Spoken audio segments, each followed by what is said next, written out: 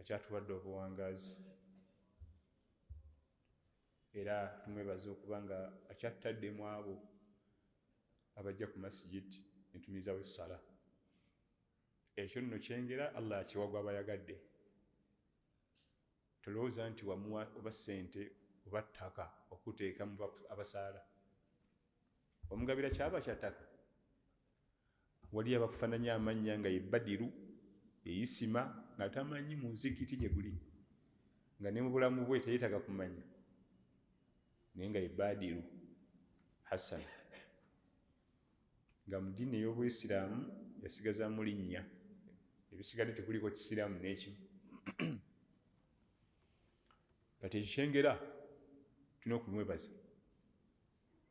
Gwe ssebo n'ogenda ku muzikiti n'enkya n'eruli wiiki n'egwa wali n'omwezi n'omwaka, kiba kyengera kinene. Ate ekyengera buli wekibeera ekinene n'okwebaza kulina kuba kunene. Ekyengera buli wekigejja n'okwebaza kulina kuba kunene. Biyawunihi tabaaraka wa taala. Omulamwa gwaffe ogw'olwaleero guli mu bigambo by'Oweekitiibwa Nabiyuna Muhammad sallallahu alaihi wasallama mu salatul jamaa, esswala eno gye tusaala eya jama. Mu hadithi egaa nti ash-shaytaan dhi'bul insaan. Nabbi atugamba sallallahu alaihi wasallama nti shaytaan gwe musege gwa binaadamu, sitaani gwe musege ogw'omwana Adamu. Tukimanyi sallallahu alaihi wasallama yalunda embuzi almost emyaka 7 ng'ali mu ttale alunda. N'ayigayo ebintu bingi, neyetegereza nnyo ekisolo kye bayita embuzi nga kiri mu ttale. N'akizuula nti ensolo eyo bw'ebeera mu ttale okweraliikirira kwayo kuli nnyo ku musege, era ne bw'ebanga eri mu kulya muddo amatu gaba gali waggulu nga gali stand by. Enswagiro kyeyo gye mpulira, kubanga bamuarrikhun abawandiisi b'ebyafaayo batugamba, batuyigiriza nti Allah tabaaraka wa taala yaweereza Nabbi Muhammad sallallahu alaihi wasallama okulunda emyaka gye basomera mu primary, ye yagimala mu kulunda ng'alina by'asomayo, alina bye yali asomayo, kubanga emyaka wakati w'omukaaga ne 12 ye primary level. Ku 12 n'amugyayo n'amutwala mu kusuubula n'agenda mu secondary, ate n'asoma course endala sallallahu alaihi wasallam. Naye mu bimu ku bye yayiga yenkolagana y'omusege ku mbuzi. N'atugamba nti ash-shaytaan dhi'bul insaan. Kakati ate ffe babinaadamu omusege gwaffe ye shaytaan gwe tulina okweraliikirira ennyo 24/7. Atumakinga buli second, buli minute, buli hour, buli day, week, aba kumakinze. Naye n'atugamba sallallahu alaihi wasallama wa innama yaakulu dhi'bu min al-ghanam al-qasiya. Wabula kino kye mulina okumanya nti omusege mu mbuzi gulyamu eyawudde. Omusege nsolo, weiti yaayo ye weiti y'embuzi. Omusege si nsolo nene nnyo, enkanankana n'embuzi, just ekyenjawulo eno eri wild ate embuzi eri domestic. Kyekyenjawulo, eri ya mu nsiko ate eno yawaka, kati erina amaala n'amannya ag'ebyuma. Embuzi bwe ziba nga ziri wamu bwe ziti, omusege tegujjaawo, gutyawo, kubanga zeegatta ne zigoba omulabo oyo. Kati gwe omusege omulimo gwagwo kudda wabbali ne gulengera akabuzi akawumeddwa omuddo ne kadda ebbali ne kejja mu zinnaako ne kaliira eri awo ke bayagula. Wa innama yaakulu dhi'bu min al-ghanam al-qasiya. weewunya ebigambo ebyo byaffe bikwata ku nze naawe. Ebigambo ebyo yali abyolekeza nze naawe. Salatul jamaa. Kasi todduuka mu salatul jamaa, omusege gukumaze. Jjukira nti twalabye omusege gwa binaada ne tugamba gwe guluwa shaitan. Toyinza kubanga gwe Hussein n'olemwa okuba nti ojjumbira salatul jamaa, omusege n'oguwona gukusika. Era tukubiriza nnyo naddala ate abavubuka abato, kubanga ebyetaago bingi, eduniya kyagyetaaga nnyo. Alengera kino alengera kiri. Ezo esswala 5 Allah yazitukolera zirina engeri ezikukubakubako, ebintu bingi n'obiwona. Neweebulizabulizaawo ku muzikiti emyaka nga bwe kigenda. Kyategeeza nti omusege mu mbuzi guli yeyawuddemu, sheitaani mu bantu esikambula avuddemu jama. Yebwe tuwuza tujja kusalirawo mu kolido, tulinawo kaluumu kafaawo 2 3, tulinawo gadeni zaffe, teekawo omusaalo ne tusaala. Nedda, jama agenda ku muzikiti. Kasita otandiikiriza tujja kusalira ka kolido, tujja kusalirawo mu ruumu. Ate ono hafizu ajja natusaaza ono kula nagimanyi. Ekiddako kimanyi, omuntu yenna bwe lwava mu salatul jamaa, ekirwadde ekyasooka okulwala kugatta sala. Kyekirwadde ekyasooka okulwala. Ndi bize dhuhuri nja gisala na asiri, ngasooka maintaininga ekyo, maintaininga oluusi azisadde bulungi, oluusi azigasse, ekivamu nga zigenda 3. Dhuhuri sisobodde gisala, ndi bize nja gisala na asiri, ate asiri neemusanga ali mu bize, n'agikasuka ku magaribi n'agatta 3 kati ate. Olwagasemeka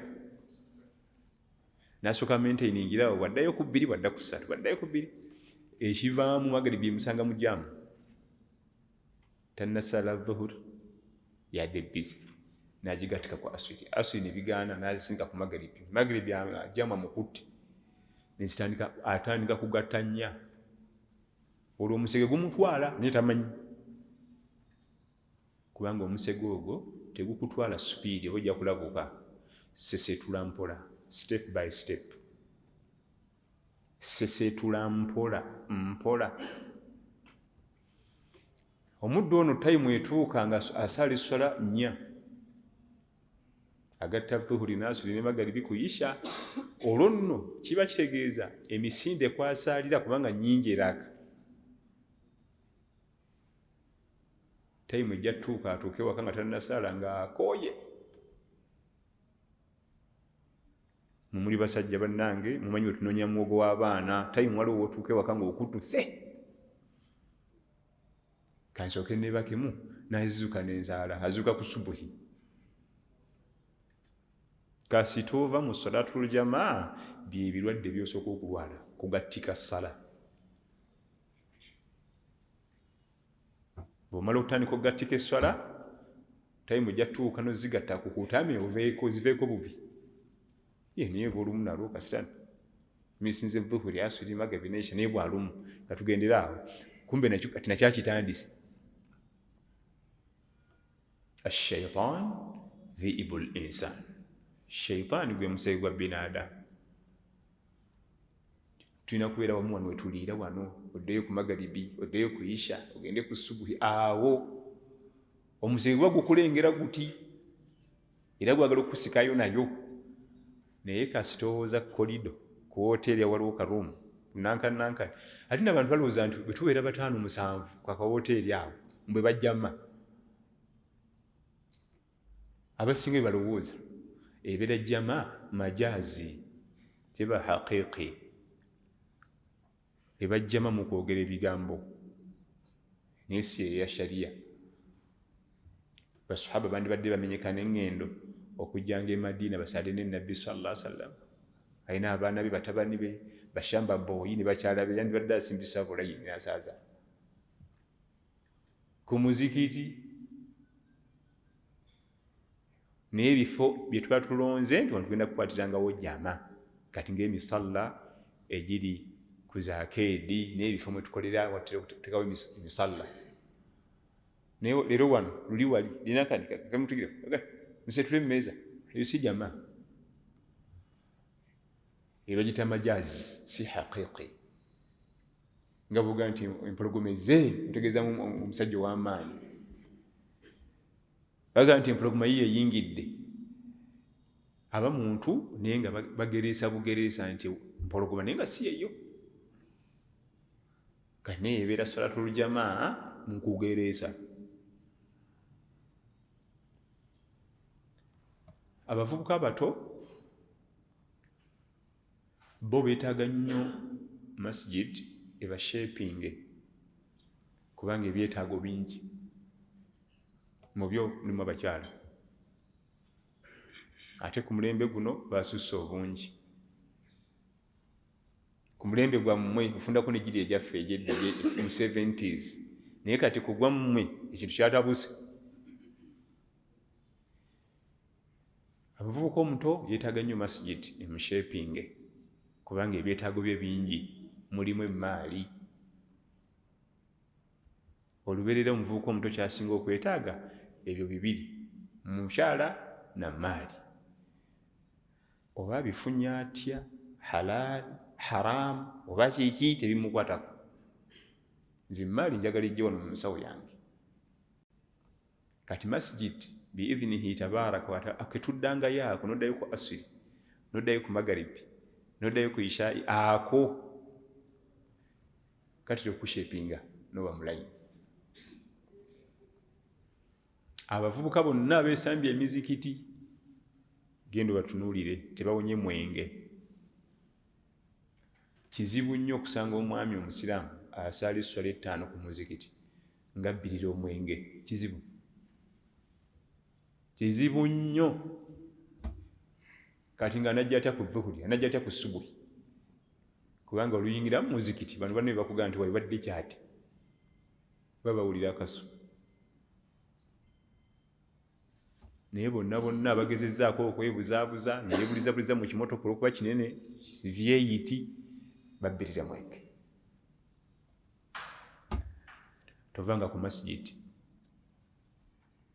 Oba sente zirabise tovanga ku masjid, oba sente zibuze tovanga ku masjid, oba emirimu gikufudde bize tovanga ku masjid. Ne bw'ogendanga ku mawanga, abagenda ku mawanga okupakasiza eyo kubanga buli lw'osuulawo omuzikiti oba osuddewo buli kalungi n'oyingirira Kyeyune. Gusooka oteekewo omuzikiti gubeerewo awo wadde sente zibuze tewali buzibu, you must giteekewo. Nga bwe nkugambye nti omuvubuka yenna buli wajja masjidi mu bulamu bwe obulamu bwe n'abugyamu omuzikiti aba aggulidde mazambi era nga erisookerwako mwenge. Ate kasita otandika okukwata ku mwenge jjukira nti omwenge ye ummul khaba'ith, ye maama w'amazambi gonna. Olwaki? Anti gatabula obwongo, oyo omukyala akuyitako ng'olaba nga yeewuwo weeka naye nga si buwo kubanga obwongo butabuse. Gutabula obwongo, olaba sente z'abanno ze balina ng'olaba ng'eziizo balazibajjako. Kakana mukubaganye eŋŋumi masjid. Guli omusege gwatugamba sallallahu alaihi wasallam gutusangamu nnyo obuzibu nga twekuumidde ku muzikiti. Gutusangamu obuzibu naye kasitodde ebbali olina amaala.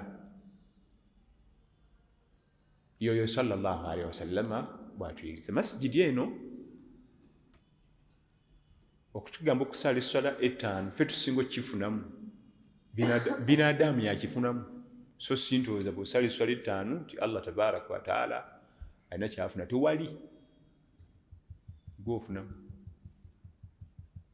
olw'ensonga nti otadde amateeka ga Allah tabaraka wa taala mu nkola. Ekyokubiri shaitaani oba ogikalubiriza buli oddingana masjidi okalubiriza omusege era omusege ogwo gwe gukwinako obulabe bw'amaanyi n'okusinga oli isima eyava ku muzikiti kubanga ye isima namumala dda ali mu club kati muzaffalo ono mugjeeyo ntya naye ajje mu club gwoliko obuzibu gwe thireti muzaffalo ono naye mugje ntya mu muzikiti ajoininge club oli ali eri bamumala tewali buzibu era chapter nayo tugiclosinga kati obuzibu buli kugwe buli kanaku omusege gutubala kikyasinga okwagala free time yagimala mu biki tewaliyo mwanadamu muzibu nnyo ku shaitaani nga mwanadamu nga musajja ajjumbira masjidi mujje ntya mu muzikiti omwo kati ekyo kimanye buli kanaku bakutega emisanvu okulaba nti bakusikambulayo weegatte ku basemayiri ne bakuseyini abali mu pub ne club ne mukufuweta enjaga kati wekiba nti bwatu omulabe bwalabise nawe olina kuba bulindala okwenganga omulabe inna shaitaana lakum aduwu fattakhidhuhu aduwa Allah tugambye ti ayo shaitaani mulabe wammwe walulango nammwe mumwerindirire nammwe mubere standby okumwenganga shaitaani eri mu kusala magezi butya bwe kujja ku sala 5 ku masjid naye mugamu ku magezi geetamu kusooka kujja mu jama osalireko ewaka mu kolido mu ofiisi agewamu ku magezi mweyita then amagezi amalala kasa Allah ayita sente Allah kasita aggulako esente Allahu akbar walillahi alhamd kyolaba esente Allah yazikola nga nzibu emirundi ebiri nga tozirina ziba nzibu bw'omala ozifuna ziba nzibu kati ne weebuuza omwana adamu alagewa waliwo omwami omu batusooka batabeina yali mubatabe yali mu lubiri yali agenze kukyalira kabaka mu lubiri olubiri ne lubomoka ne luyiika abantu ne bafa kati Hassan al-Basri ne bamugamba nti olubiri lwa magulu nnyondo lukoze ki lugudde abantu bonna abaddemu ne bafa naye mu bizibu byetusanze waddeyo Sheikh Gundi nti yadde mu lubiri omwo nti teri awonye Hassan al-Basri n'abagamba nti abantu abafaanana ng'oyo tebafiira mu bitunga ebyo Sheikh Gundi gwe mwogerako nti nina ebitendo byemumanyiiko mu kutya Allah nga ebitendo ebyo bw'oba obirina tofiira mu buvuyovuyo notenga okubiikula olubiri bamusanga gyali wansi bamusanga gyali nga gasenge gagudde ne gamulekerawo karuumuke asigala nga yebasaawo tuddewazewo aga bricks agali ne gakwata gati asigala awo ne bazza amawulire bagamba ne bamugamba nti wai omusajja gwe watugambye yeyekka asangiddwayo nga mulamu naye mu byonna ekitwewunyiza abantu bonna abadde mu lubiri baafudde bwe twakugambye n'otugamba nti abafaanagana ng'oyo tebafiira mu buvuyovuyo batyo biki byakola ffe tuyambye buyambi watugambye nti alina ibaada zaakola z'omumanyiiko nga ibaada ezo oba ozikola togendera mu nsindikagano ekika ekyo biki tulifena ewaddamu ekigambo kyewuunyisa mukadde Allah yamuwa omukadde we maama we n'awangaala nnyo naye amwagala ebitagambika amulabirira paka n'okusala enjala mwana wa bulenzi alabirira nnyina paka n'obugoyi bw'omunda kati eyo ibaada y'amaanyi Hassan al-Basri bwe yabaddamu nti oyo kukulabirira kwalabirira mukadde we tafiira mu nsindikagano atyo wala tugende Kayoola yaga nti nze bemmanyi abafaananga oyo nga tebafiira mu mbeera efaanagana bwetyo bamusanga gyali omulamu yekka bwogwo. Ebigambo bya Hassan al-Basri emmunyenye ya Iraq omukuba tabe ab'omutawaana ennyo mu irimu bal akwata ekisooka mu batabe nga bwolaba nti Abubakar Siddiq radiyallahu anhu yakulembera mu basahaba ye Hassan al-Basri yakulembera batabe kyokka weewuunya ava Iraq ate avawa Iraq kyekimutumisa ne Basra kubanga baba mu katawuni kebayita Basra nakati gyekiri ekibuga ekyo kibayita Basra.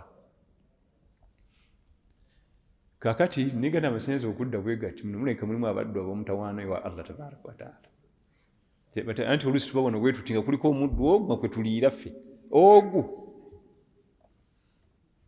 ebiba bitwala byabikola nga ye waga nti ya Allah ya Rabbi ate kakati tuddiza amasannyalaze ne gaddako nga ffe abalala tuli bakyafu bazibu musaba kyo nsaba kinga essula zonna wazigatuse dda ekinneewuunyisa ku muntu agatta essala asooka naba n'emisango egy'okugatta n'agenda ateekamu supiidi ate nayongera emisango ku misango. Teriyo muntu agatta ssala ng'azisala mpola ekitibwa kulya ssente mwanange kubanga sheitaani yemulaga nti eraka nyingi tonosoma biwanvu onoova woddi wano olina emisango gy'okugatta essala egyo gikyali awo n'ogenda ogiteekamu waasi atagambika egyo gikyali awo neetatereera newuzutetere buli kimu n'ebirowoozo tebiri mu nswala biri wali mu kaduuka ke bw'amala okukola ebyo byonna n'awanika asabe Allah emmaali Allah mpa anditotera ndi bubi nga byonna amaze obyonoona ate asaba era lwakuba gwe tusaba ye Allah tabaaraka abakubanga yali binaadamu munnaffe singa tebatuwa ng'ani gwoyonoonera ebintu byakutumya ate naga nti mpa ssente ogenda kumugjaku asanga obuvuka bubiri buli awo yali buli bubi kiki tuli nga buzimbi haji yatumye ekyokulya akatugenda mu nnaku bbiri seminti twamulekawo enkuba n'emukuba n'ayonooneka kyokka ekyo n'abamma emmere naye Allah tabaaraka wa taala bye tumukola nfofoolo n'agituwa n'omwaka ne guggwako kati ne bungamba tuweeyo ssente tuguleyo ekyapati bwakiriti ne bagamba abali mu nnaku ebbiri ate muli ekyapati mujje tugende mufune emmere yennyini naye nga jasi nsawo ya saminti eyo gye bagiyuzaako ne bagyasamya ne bagyerabira enkuba nekola ki kiriba kyakulya nga naye kennyini abamya ekyokulya Allah singa naye amugamba nti buli kyokola si kuba kyakulya mwikimu abatakyalibo naye ye kyobola tugamba nti inna rahmati sabaqat ghadabi ekisa kyange mu hadithi al-Qudus ekisa kyange kyakulemberamu nnyo obusungu kiri eri obusungu buli mabega nnyo newe yandibadde ateeka obusungu ateekawo kisa kakati onera bwafaanana kati mutegemu kansa mutekemu HIV muleka ajoge nitweyongerayo kakati twetwogera ku ssente olubeerera ziba nzibu ng'otozirina ate wamala ozifuna ne zisukka obuzibu ekibata almaal era yensonga lwaki bazituma maali summiya almaalu bilmaali liannaha tamil min shakhsin ila shakhsin akhar ekyagitumisa emaali mu Luwarabu kumaala tetereera emaali tetereera waliwo batudde wano mu darusu ng'agamba nimala nfuna emitwalo 2 olunaku mba ndumaze naye tegituukako ate n'ogimwa n'agissa wano atuukira mu katale wali ssente zitereera n'azifuna naye tatereera okuba n'omuntu ng'atudde mu darusu nga wano ng'alina biliyoni 2 ku akawunti oyo mugira nk'enkofiira biliyoni 2 nga zize temuli mu banka nga tuli naye wano ng'akola bwoki tasobola kutereera esooka beera ku ssimu 24/7 abakuba kanyama abalindiriza bali awo owulira nga tannatuuka butuusi ku muzikiti nga bategedde dda nti ajja kuguno nga bamusooseo dda bamuteeze. Nze nkula ku radio paalo naye nze nkulabira wala abasajja bajja okukola program ne musooka mufuna abantu nga 20. naye ki kitwagala gundi batugambye ajja tumulindire wa najja n'abayitako n'ayingira mu studios n'akola program ate nadde era n'abayitako nga tabanyeeze nga talina budde naye bagamba nti ate wali buzibu alayika adde bize tunamulaba olulala bakutte bibaasa bibaluwa biki 10 ago ne bamusookawo ne bamulinda n'akola program ya 2 hours ate n'abalekawo nga tayogeddeeko n'ogu ne bavaawo nga tebanyiize ne bamufunira ekisonyiisa abadde bize tunamufuna olulala ezibata ssente zo zennyini tezitereera n'azirina takola ki tatereera era nga bwe tudde wano ne bakwasayo miliyoni 10 oyimukirawo toddayo kutula wano essaawa zino bakwasa miliyoni 10 toddayo kutula naffe ebinaabalaba amadda naye musooke mundeeke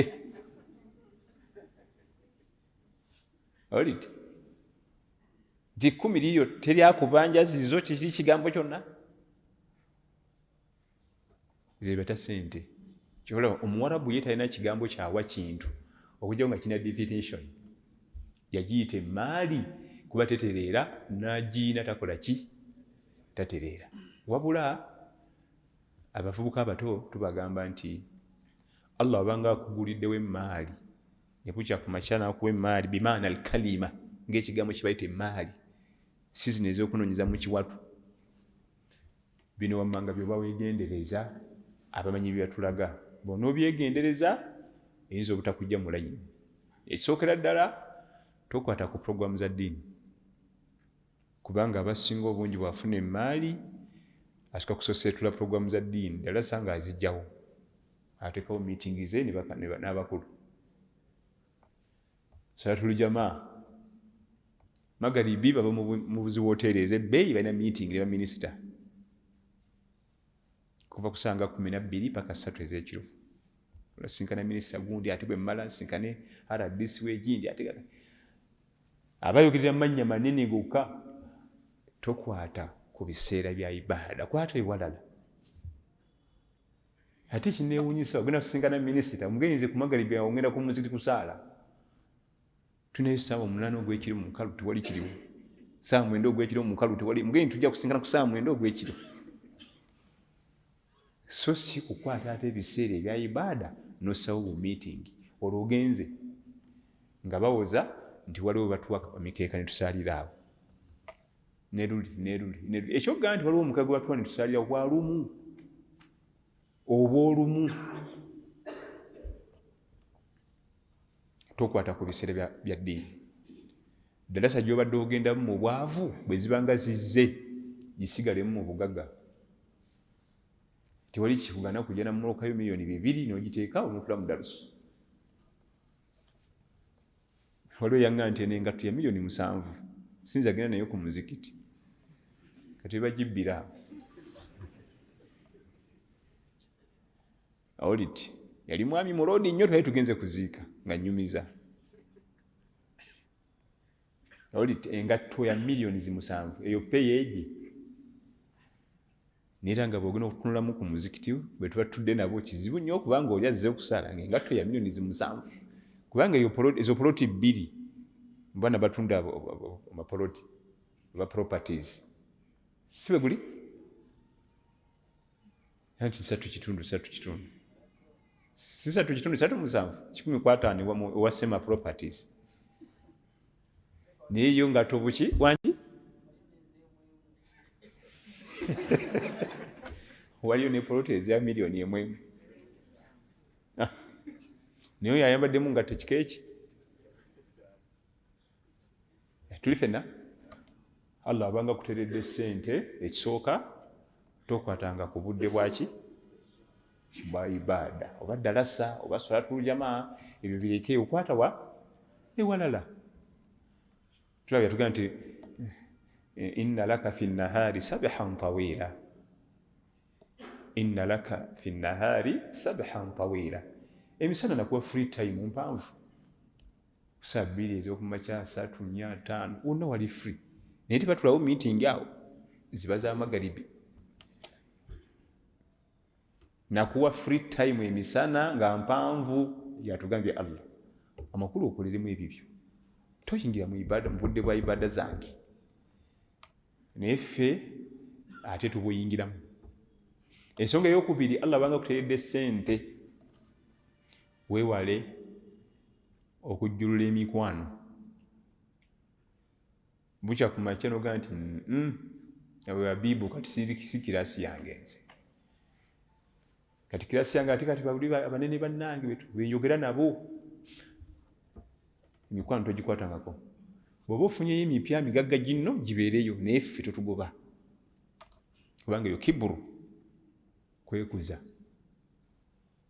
Juzi tubadde ffenna wano kati Allah kakuguliddewo tokyatumanyi Allah abanga akusitudde teweerabiranga banno tetwakwagalako sente zo nedda mutima gwo gwe twagala kubanga oganaga nti ate bagenda kunsaba ngani akusaba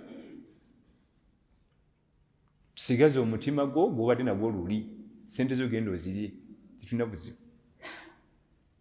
Mukissa eya Zahir bun Haram radiyallahu anhu. Zahir bun Haram yayigiriza Nabbi sallallahu alaihi wasallam okulunda embuzi nga bato kubanga Nabbi sallallahu alaihi wasallam yagenda nga okulunda mu ttale yasangangayo abalunzi abalala abava mu byalo ebirala naye yali asingamu obuto. Zahir namukwana nga ye siniya mu kulunda aluddeyo mu ttale namuganga ati ojja okulunda embuzi tolina na kiso tolina kasaale kati singa omusege gujja efumulirwa olina okuba nga oli armed ensolo z'abagagga bajja zikulyako.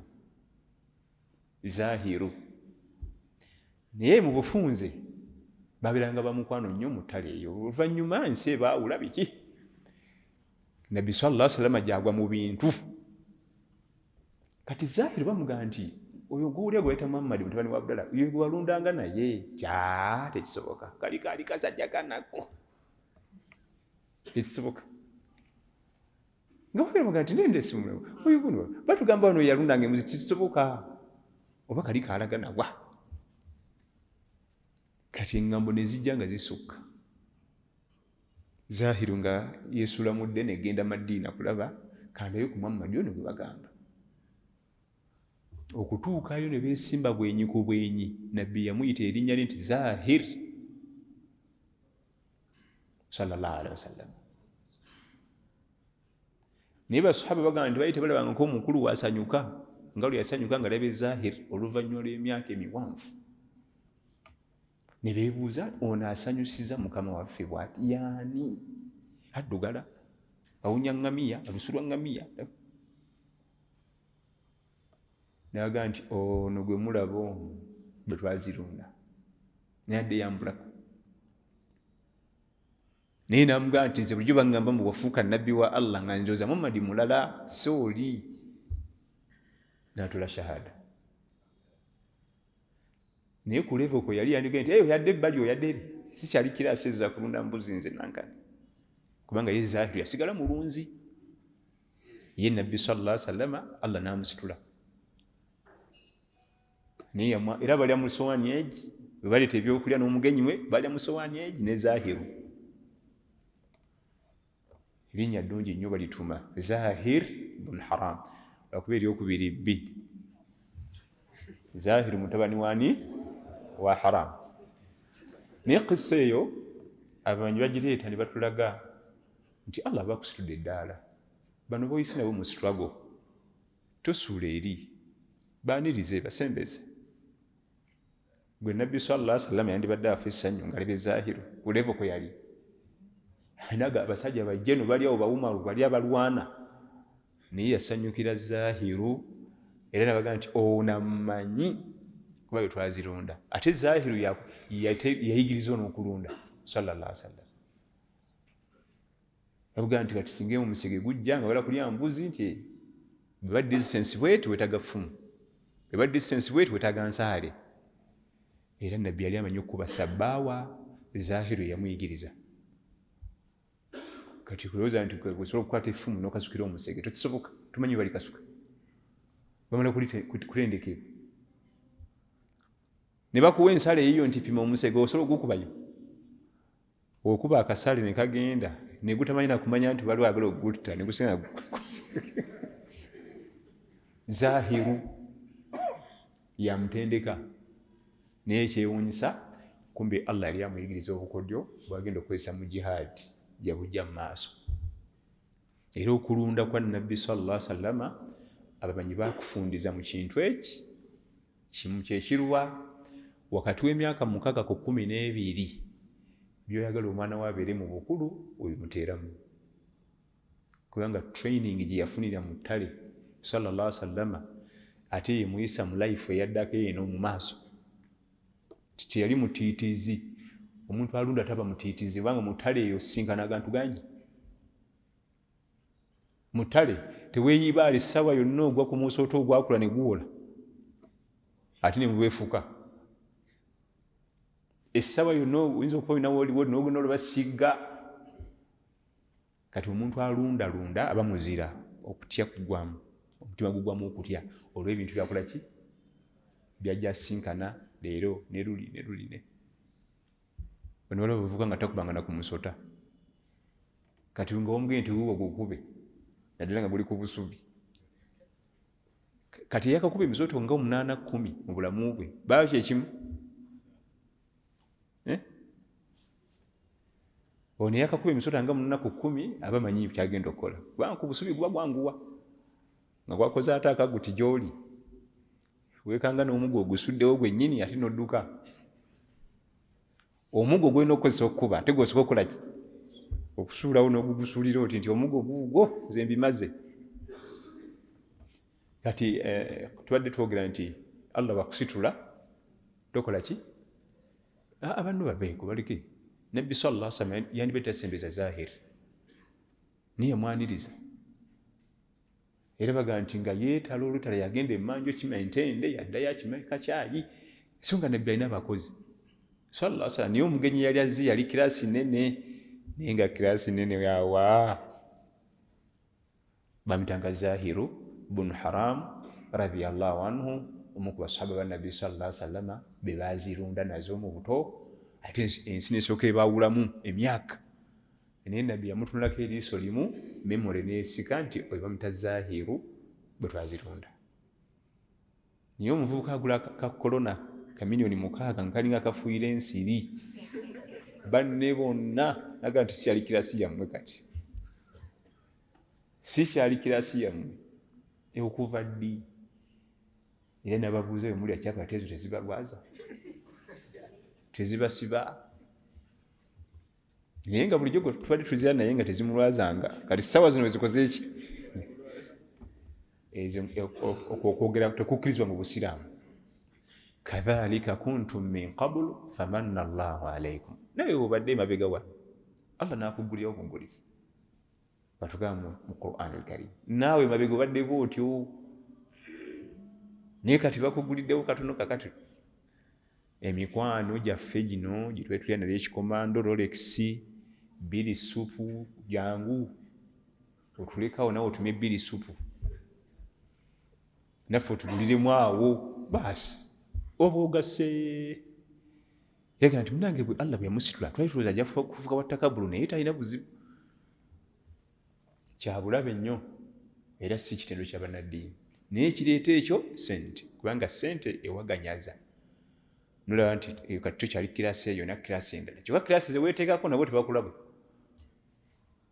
Mukwano gwange yaŋŋaaya yagenze mu lukiiko lw'abagagga asikaali yagaana omuggulira. Asikaali yagaana omuggulira bamukima bukimi.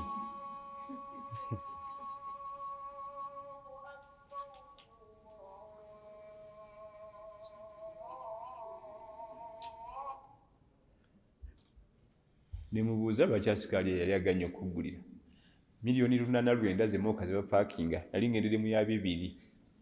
Asikaali namugamba nti wano tolina kuba wano okusinziira ku mmotoka mwojjidde tolina kuba wano. Bajjira mu za 800 ku 1,000 miliyoni ng'alowooza bibiri mbu bw'amaanyi nnyo. Asikaali yamugaana n'akuba essimu munda ne bajja ne bamukima nti awo iwaffe yatuli naye ati ndabye emmotoka nga naye ng'alaba y'amaanyi. Kwe kutegeera nti abange neesibako si bannange. Asikaali n'amugamba nti wano emmotoka ezingirawo zirengera ziziri buno buwirubalo tebujja wano. Miliyoni 2 agiyita wirubalo. Ensonga gyensembyayo inshallah tabaraka tugende mu bibuuzo. Allah wabanga akuguliddewo n'ofuna ku ssente, essente tokkirizanga ng'okuzifuga, zikwase shariya.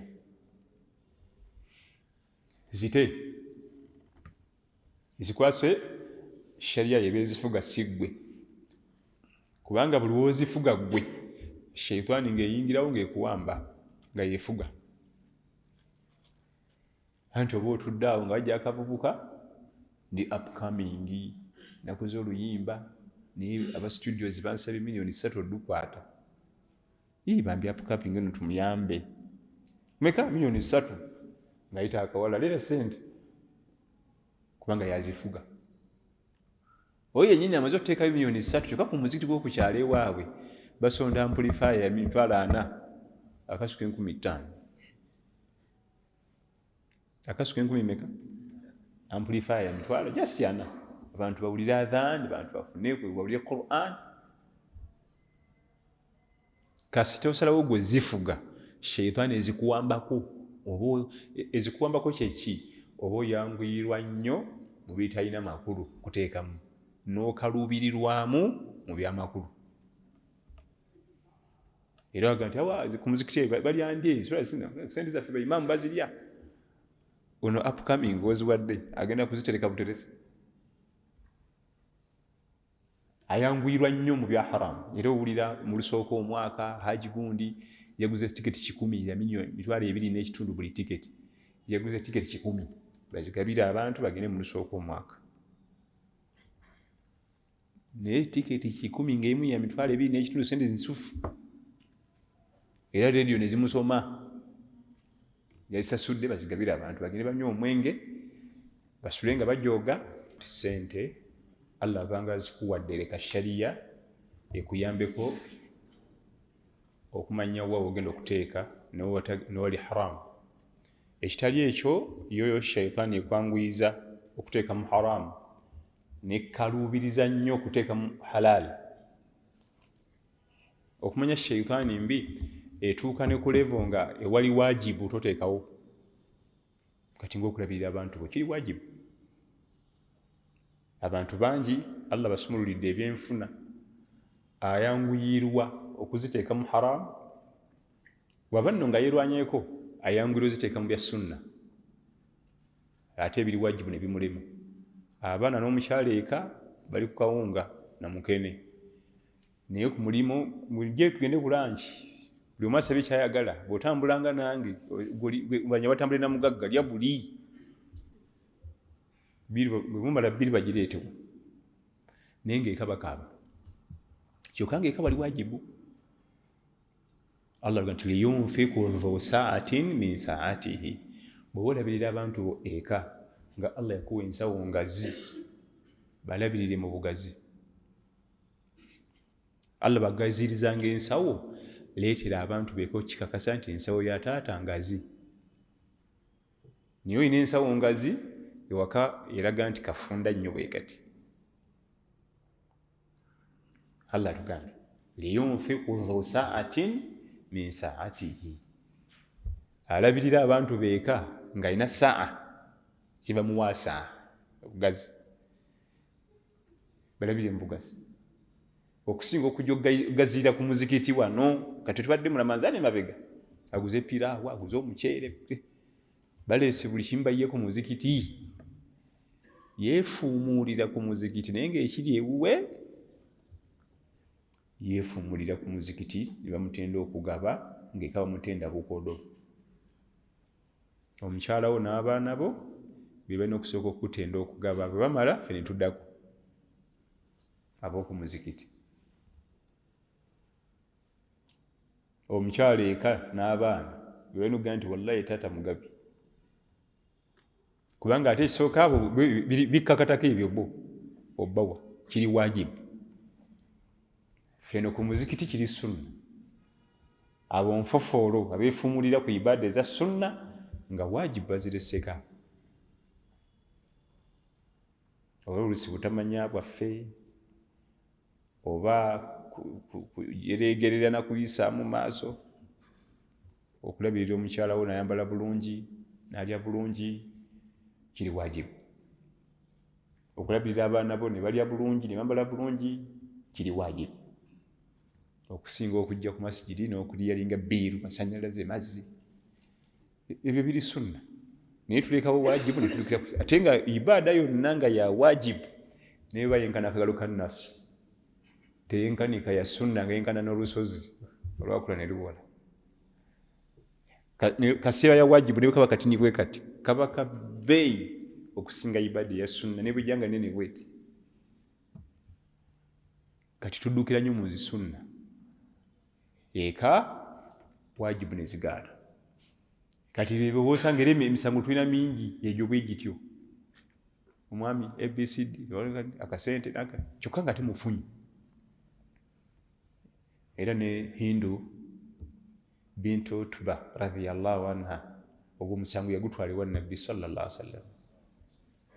Jukira nti Bahindu tulina babiri mu umma muno abaaliwo mu biseera bya Nabbi sallallahu alaihi wasallam. Waliwo Hindu nga mukyala wa Nabbi sallallahu alaihi wasallam, bamutanga Hindu binti Abi Umayya, yamanyikwa n'erinnya lya Ummu Salama, nzaala ya Makka, oyo yali mukyala wa Nabbi sallallahu alaihi wasallam.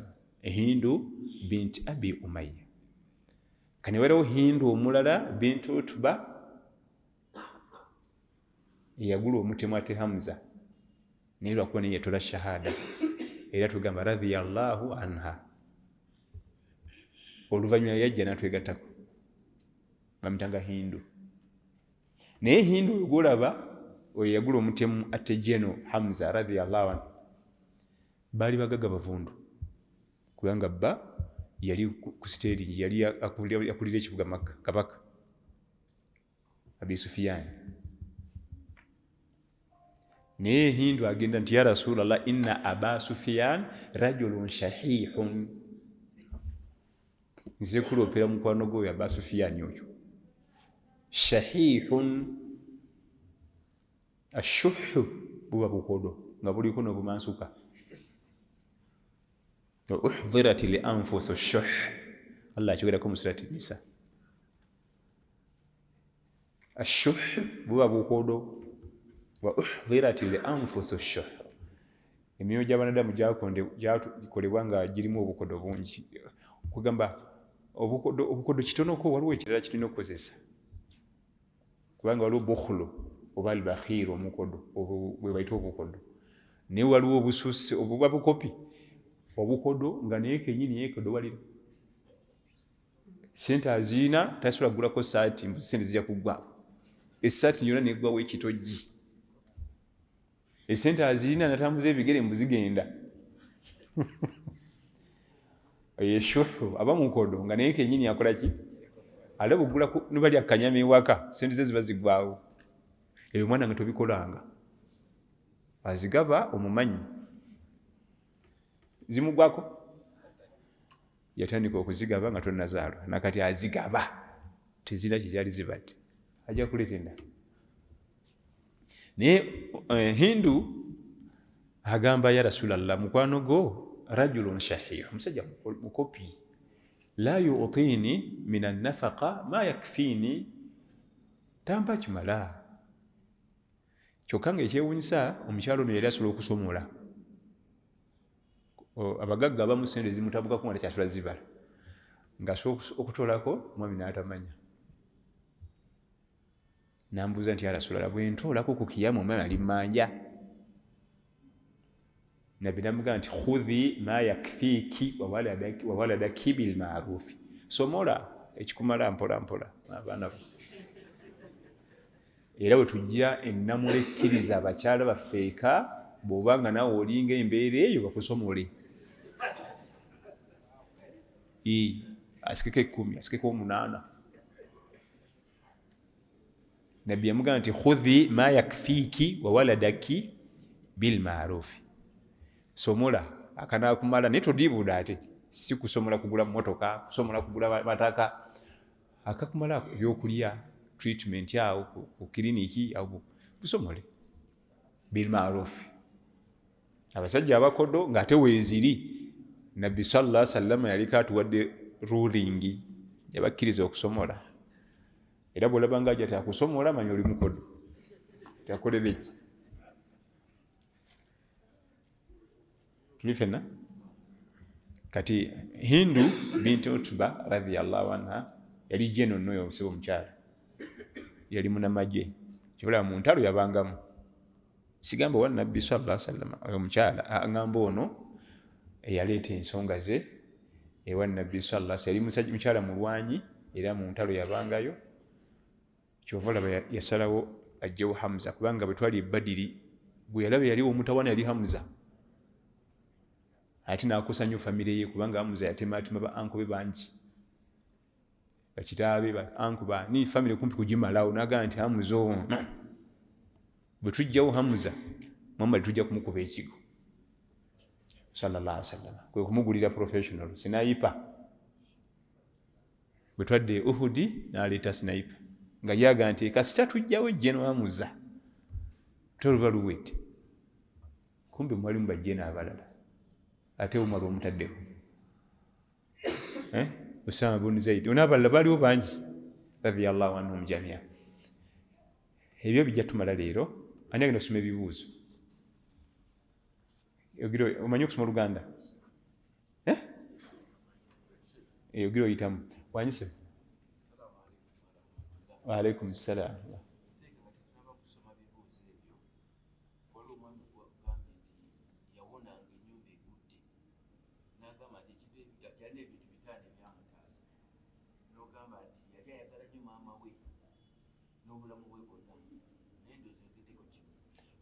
Hassan al-Basri bwe twayogedde ku olubiri bwe lwago olwa kabaka ne bamugamba ne Sheikh gundi yadde agenze kukyala naye yafiiriddemu, naga nti abafaanana ng'oyo tebafa batyo.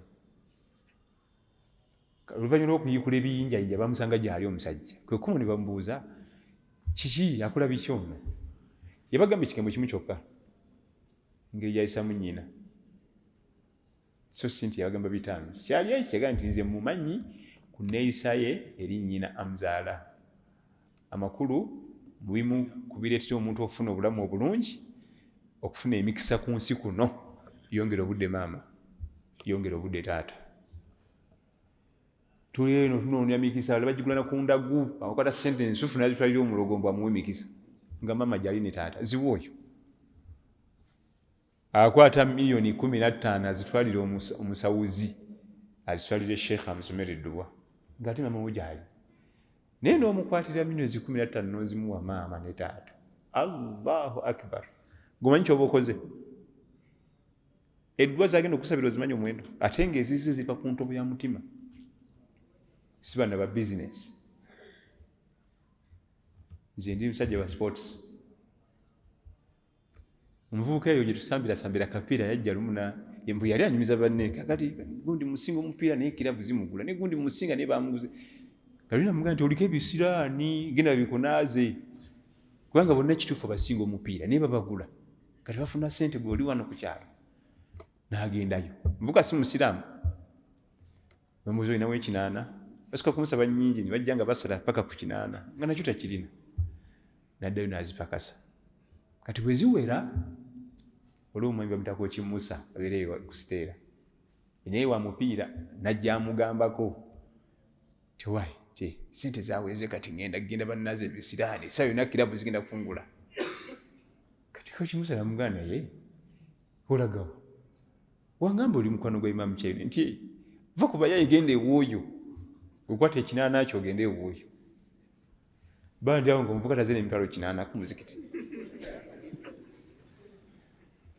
Ng'abimpisiramu bwe bifaanana, ne gundi musinga, kirabu ye gundi yamugula, ne gundi musinga, nziba nga nina ebisiraani. Kati ndese emitwalo 8 badde ngenda eri. Naye ko kimusa muwuliramu nnyo naŋŋaana nzijeewo. Nimugamba nti ekinaana kyo esizo za kulya, teeka mu nsawo ojja kulyangako. Naye jjukira omuvubuka si musiraamu, ogendako mu club ate abakyala byonna ebyo kati emyaka egikifuuka ogimanyi kati obuuza byaki. Nimugamba nti fuba okulaba nti okola eyakutonda ebitamunyiiza, buli kyonna ekimunyiiza kiveko, buli kyonna kyomanyi nti kinyiiza yakutonda kiveko. Otowooza mu myaka gya kivubuka, ebyo biveeko. Naye kino ekinaana toddayo ate kugenda eri. Naye omuvubuka oyo oluvannyuma atula shahada, kubanga bwayitawo kaseera katono e Rwanda ne bamugula. Bwe twasinkana era ssente ze yasooka okukolayo yampaako n'endyako. Nanga amagezi ge wampa alhamdulillah, kakasente ke nasoose okukola kankuweereza olyeko. Olidde ekindeesezza ekyo, abantu baffe balimbibwa nnyo nnyo, ne bagenda ebitali mu makulu. Gwe bw'oba owuliranga nti olinawo ssente zo zoyagala okutwalira sheekha akuwa edduwa nga mama wo waali, gwe bwe zitwalira. Ne baba bakusaba miliyoni 4 biweemu mama wo. Akubuuza zino zaaki nti nkuleetedde onsubireko, Allah anteeremu baraka. Akusomera n'omutima ogwo, so si bali aba bizinesi. Ono gy'ozze okusomera edduwa, olumala omuwa ssente atandika kuba budget. Mugenda okusoma edduwa ng'ali ku budget. Kati fiizi zaagundi ngenda zikiri yalinga, negundi ono ennyumba ebaddeko olopuleti tugenda gisereka. Olwo muli mu dduwa, ate ng'edduwa tetuuka nga omutima teguli haadhir. Omuntu anasoma edduwa omutima guna kuba wamu, so si kino kiri eno neyo. Naam. Wa alaikum salaam.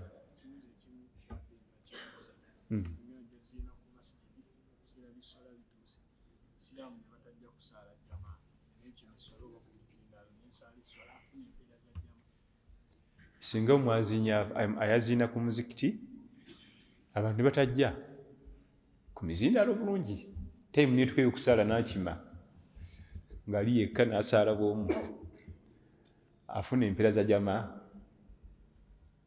Kye bayita jamaa kirina omuwendo gwe gutandikira. Kye bayita jamaa kirina omuwendo gwe kukola ki? Gwe gutandikira.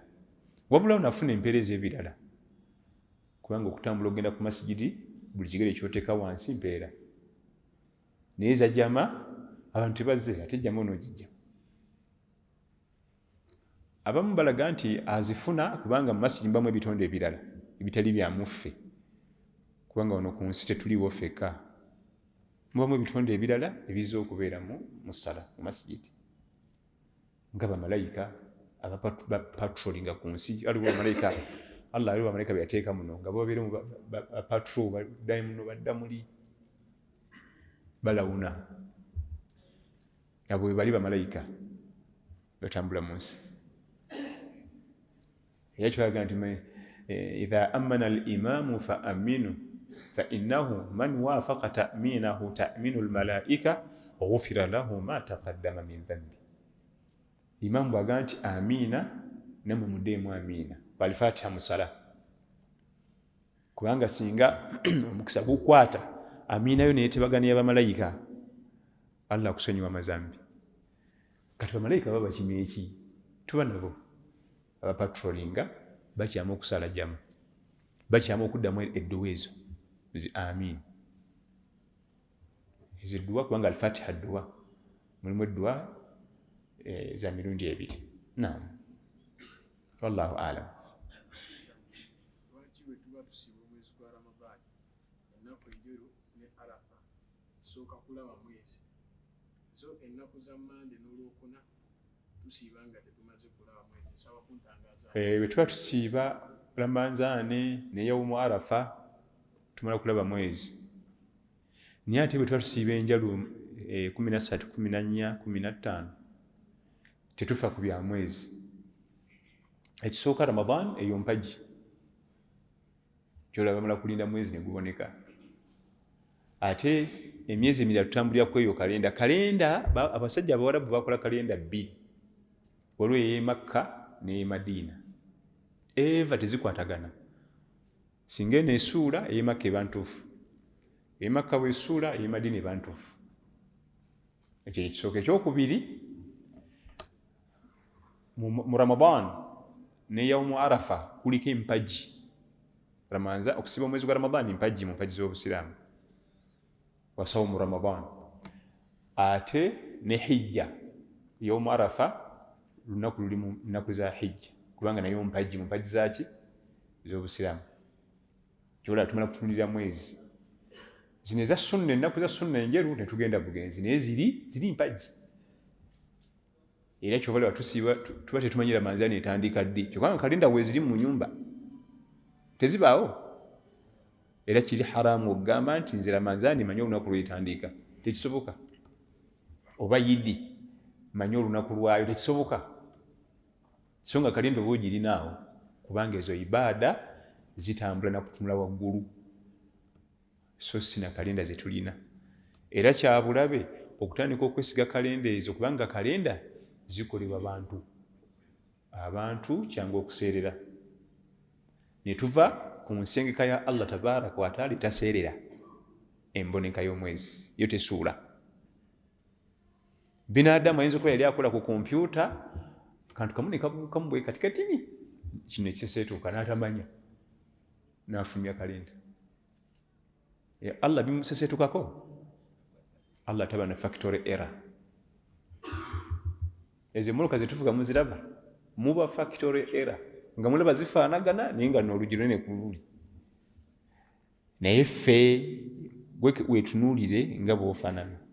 Olugalo luno olwa nnasu ne luno centimeters zeezimu, oba ani akwata ofuuti oba birigi. Distance eri wano ku liiso mpaka ku kutu wano, eyeeno yeyeeno. Biba kubanga mwanadamu yali akola, singa tuba omuntu omu yekka abako errors ezitagambika. Omubajja n'omuteekawo bw'atyo. Nina mukwano gwange Engineer Bashir Sebunya, yaŋŋamba akagambo kamu ku madaala. Yaŋŋamba nti bw'oyitanga ku madaala nga gonna genkana okuva ku lyasose eri mpaka eri, ng'omanya ali mukugu. Ne mugamba lwaki tegatera kwenkana, nagenda okikeberanga bwe biri, kubaako oluusi erimu nga ddene obanga katini kugannaako. Ne mbuuza lwaki, nti si kyangu kugabalansinga ne genkana. Ngiraba n'agakola ku olwo bayingini ababana basatu, kyokka ng'ekizimbe kiwedde naye amadaala. Ne muganda bangu obuntu obwangu nti sigaba mangu gabako errors, amadaala steps ezo kubaako nnyo error. Naye Allah tabaraka wa taala atonda omwanadamu nga buli kintu kyonna okiraba kyekyo, ate n'atondayo abalema nga nakyakulaga nakyakisobola, so si nti eba error. Olwo bakola nga balema, so si nti eba factory error. Allah taba na factory error. Wa barakallahu fikum wa jazakumullahu khair. Twebaza Allah tabaraka wa taala tusinkanyiza wano okubaako bye twejjukanya, era nga bwe tumusaba Allah tabaraka wa taala atukumire mu bifo nga bino, tubengako bye twejjukanya mpaka bwe tuligenda gyali. Wa barakallahu fikum, wassalamu alaikum.